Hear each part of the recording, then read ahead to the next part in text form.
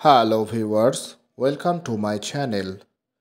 আজ আমি আবার একটি নতুন গাছের ভিডিও নিয়ে চলে এসেছি। ভিডিওটি প্রথম থেকে শেষ পর্যন্ত মন দিয়ে দেখুন।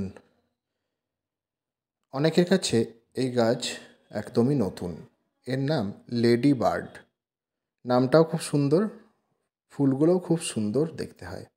এই যে স্ক্রিনে দেখুন, এই যে দেখছেন, এইরকম ফুল হবে, খুব সুন্দর দেখতে। আমি যে নার্সারির যে মাঠে যে গাছগুলো ওরা বীজ ফেলে করে, সেই মাঠ থেকে আমি এই চারা গাছ সংগ্রহ করে এনেছি। গাছের দাম 5 টাকা নিয়েছে।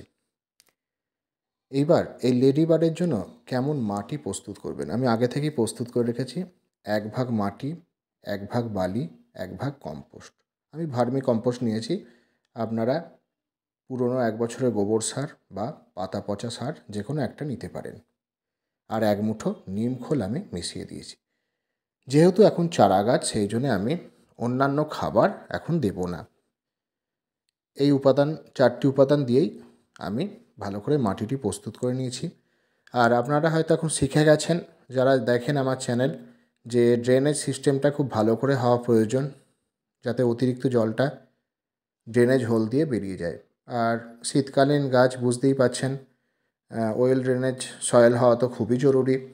সেই জন্যে আমি আগে থেকেই ভিডিও যাতে বড় না হয়ে যায়, সেই জন্যে আমি আগে ড্রেনেজ সিস্টেমটা ভালো করে নিয়েছি। আর মাটিটিও প্রস্তুত করে নিয়েছি আমি। আর মাটিটা একটু আগে থেকেই প্রস্তুত করা দরকার। গাছটি আমি কিন্তু মাঝ বরাবর এই যে বসিয়ে নিয়েছি। এবার চারিপাশে ভালো করে চেপে চেপে মাটিটি আমি দিয়ে দিচ্ছি। আপনারা যখন গাছ বসাবেন, এইভাবে চেপে চেপে গাছ বসিয়ে দেবেন। আর গাছ বসানোর পর ভরপুর জল দিয়ে দিতে হয়। ভরপুর জল আপনারা গাছ বসিয়ে দিয়ে দেবেন। ভালো করে আগে চেপে চেপে দেবেন। চেপে চেপে বসিয়ে আপনারা ভরপুর জল এই গাছে দিয়ে দেবেন। আর ওপরের মাটি শুকোলে তবেই আপনারা কিন্তু এই লেডি বার্ড গাছে জল দেবেন। জল যাতে জমে না থাকে সেই ব্যাপারটা খেয়াল রাখবেন। মাটি ভিজে থাকলে আপনারা জল দেবেন না। আর 2 দিন আপনারা ছায়ায় রাখবেন, কোনো শেডের তলায় রাখবেন 2 দিন। তারপরে আপনারা 2 দিন পর থেকে ফুল সানলাইটে আপনারা এই গাছ রাখবেন।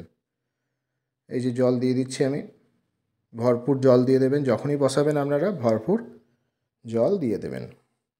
তাহলে মাটি গেল, গাছ বসানো হলো, জল দেয়া গেল। আচ্ছা, কোন জায়গায় রাখবেন? 2 দিন সানলাইটে দেবেন না। গাছ বসানোর পর 2 দিন পর থেকে আপনারা ফুল সানলাইটে দেবেন। আর গাছটা যখন সেট হয়ে যাবে, ধরুন এই 15-20 দিন পর থেকে আপনারা খুব পাতলা করে সর্ষের খোল পচা জল আর সাথে ডিএপির দানা একসাথে পচিয়ে আপনারা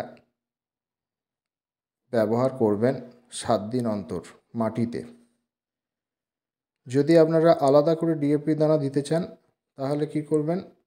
15 দিন অন্তর, যদি আপনাদের 4 ইঞ্চি পট হয় 4টি দানা, 6 ইঞ্চি হলে 6টি দানা নিয়ে টবের কিনারা বরাবর ছড়িয়ে দেবেন। এটা কিন্তু এখন 7 দিন অন্তর আপনাদের গাছে এই খাবারটাই চলবে, ডিএপি আর সর্ষের খোল ভেজা জল। যখন দেখবেন যে কুঁড়ি এসেছে, তখন আপনারা 10-26-26 মাটিতে ব্যবহার করবেন।